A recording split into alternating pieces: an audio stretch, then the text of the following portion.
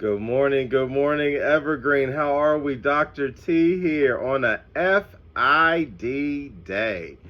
I'm sure that's a win-win for you, but I did want to take some time on this very, very cold day. It is Monday, and it's looking like most likely, probably, you guys will be home for another day because it's extreme cold tomorrow. But I wanted to talk to you about something that is not just for now, but going forward. And it's the word expectations.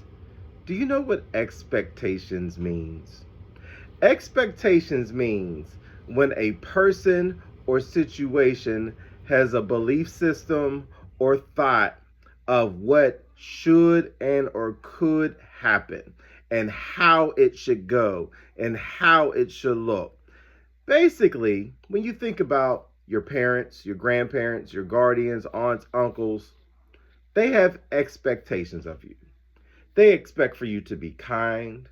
They expect for you to be pleasant. They expect for you to be courteous. They expect for you to be neat. They expect for you to be clean. They expect when you come to school to pay attention. They expect for you to try your hardest. They expect for you to apologize when you're wrong. They expect for you to do the right thing. They expect from you to do the right thing when no one's looking. These are expectations from parents, grandparents, aunts, uncles. They expect things from you. When you guys get a little older, you start getting some jobs. You'll have employers, you'll have supervisors, you'll have bosses. They will have expectations of you. They will expect for you to get to work on time. They will expect for you to do the work while you're there the whole time you're at work. They will expect for you to do your job at a certain quality level. They will expect for you to be able to do your job independently. They will expect that you will treat the client base or the people you deal with kindness. So there's expectations at work. It's not about what you want, it's what they expect. So, you got expectations from home. You would have expectations from work. And the older you get, more expectations are placed upon you. I can remember when I got to middle school, my mom placed more expectations upon me. I had more expectations of what to do around the house. So I had more chores. I had to clean. I had to shop. I had to be a participant in taking care of the home. This was expected of me by the time I got to be 10, 11, 12 years old. Those expectations weren't as great when I was a 5, 6-year old. So the older you get, the more expectations you will have. Why am I talking about expectations? Because we have reached the point of the school year where the weather is cold. The weather can have a lot of snow. You may have some days where we do school from home. And I have a question I want to ask you. We know about the expectations of parents and grandparents and guardians. But the question is, what expectations do you have of yourself? What do you demand from yourself? What do you look in the mirror and say, I expect this out of me? Do you expect greatness or you expect lesser than? Are you trying to achieve really, really top flight quality, or are you just trying to get by? Do you have low expectations? Are you the person in the room that doesn't want to accomplish much? Do you not expect or ask much of yourself? Are you just trying to get by? And I'm relating this to your schoolwork. Now, we're going to talk about your personality, your character, and how you treat people with regards to expectations. But right now, we're just talking about schoolwork. And this is really talking more so to, the third and fourth graders because they've been through this a time or two. This is really new for kindergartners and even first graders to a degree.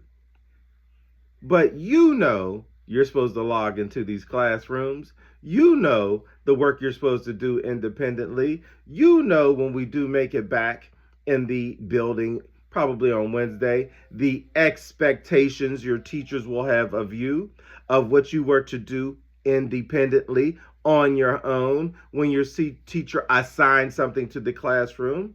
Here's the question: do you expect that you'll do the work? Or will you, come up with some excuse, come up with some reason, have a rationale, have an excuse for why you didn't do the work? Or is your expectation as you're getting older, I expect more from myself.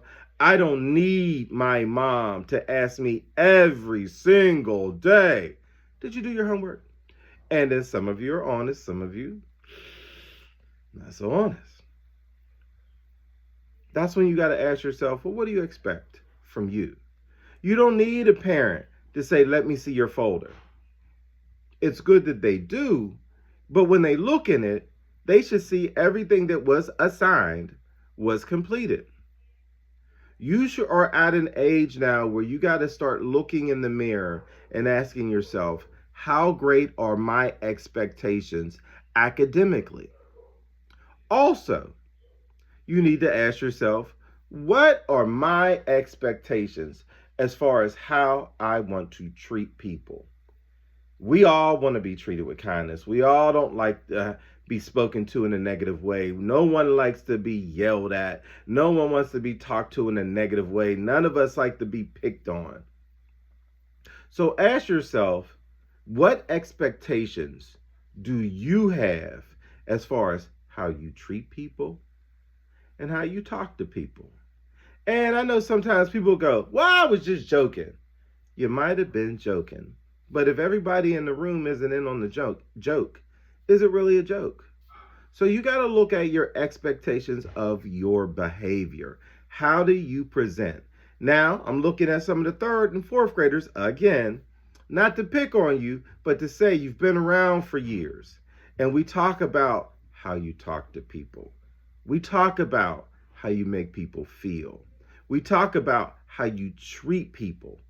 And then in some circumstances, people want to become frustrated because they initially probably didn't have high expectations of how they treated people. And eventually, because they didn't treat people with kindness often enough, you have students that don't want to play with other students or sit with other students or work with other students. And oftentimes it's because of how that person treated them or made them feel. So you got to ask yourself, what are your own expectations of you when you look in the mirror of how you want to treat people? When you aren't in the room and someone was to ask your classmates, well, how did this person make you feel when you're not around? And they're talking about you. Will they say positive things or will they say negative things? Are you an encourager? Are you an uplifter? Do you make people feel better about themselves? Do you try to get people to push forward and be great? Or are you the person that's always picking with people, teasing people, calling names? You might think it's funny, and the person sitting next to you who's negative might think it's funny, but you're really doing a lot of damage. So you got to ask yourself, should I increase my expectation of myself? We're not talking about mom or dad, grandma, aunt, uncle. They have expectations of you, but what are the expectations you are to have of yourself? And we can have this conversation as 5 and 6 years olds, because you started kindergarten and it was very new and you're learning all these different things. And now we're at the turning point of the year. We're past the halfway point. You're closer to the first day of first grade than you are your first day of kindergarten. The year is going fast. So there's going to be increased expectations of these teachers getting you prepared to move on to first grade. First graders, you probably are seeing a tremendous bump in expectation. We're reading, we're writing, we're comprehending, we're working on fluency, we're working on math. And you know why this expectation is increasing from the teachers? Is because when you get to seventh grade, there's a lot of more expectation. And the second graders can tell you that's when we're trying to create more independence. So you got to do a lot more work on your own. The expectation from the teachers is you can do this. You know how to do this. You've paid attention. And now show me that you can do it. It's a much greater expectation. And those expectations increase more so in third grade.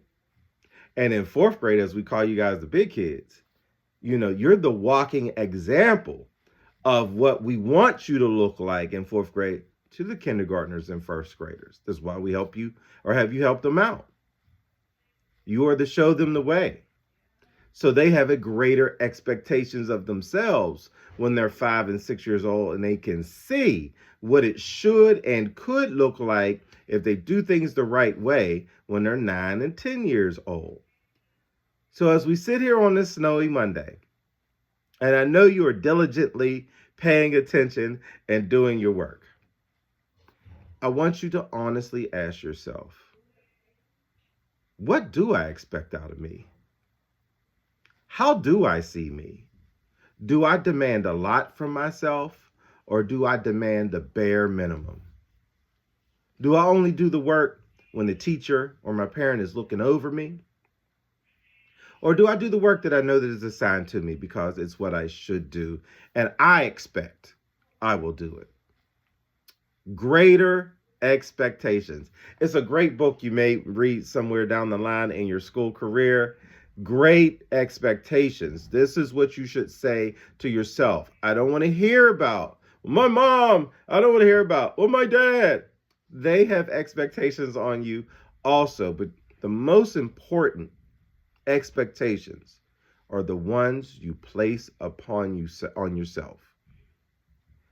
Expect greater in the classroom. Expect greater as far as how you treat people. This is a principle that you want to walk forward, not just in elementary, in life. The phrase for the day is great expectations. When we see you later this week, I will know that all of you place the expectation upon yourself to get some of this independent work done.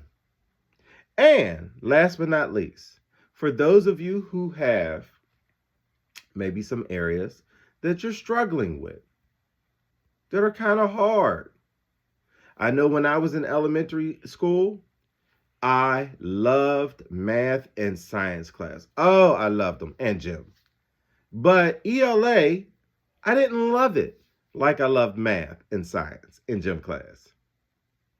So I had to work harder at it. But I understood the expectation was if I want the same grade in ELA that I get in math and science and gym, I have to work for it. I have to work hard at it. It's not going to just come to me. The teacher's not just going to give me a good grade. I got to work. So if you know during this downtime, since you are home, and if you know you're struggling with your fluency or you're struggling with your reading comprehension, fourth graders, that long division, writing, we're working on cursive. You're making sure in the lower grades, we don't have the floating letters, practicing our handwriting, reading a book. You want to work on your areas that are hard. You want to work on your areas that give you difficulty. This is how you get better as a student. This is how the things that are hard become easier when you put time in. You don't have to put a whole bunch of time in there, every day. But if you put 5, 10, 15, 20 minutes in every day on the area that is hard or you're having difficulty in, it will get easier. What I can promise you is if you don't put the time in, it will not get easier. So I am done here. Dr. T is out.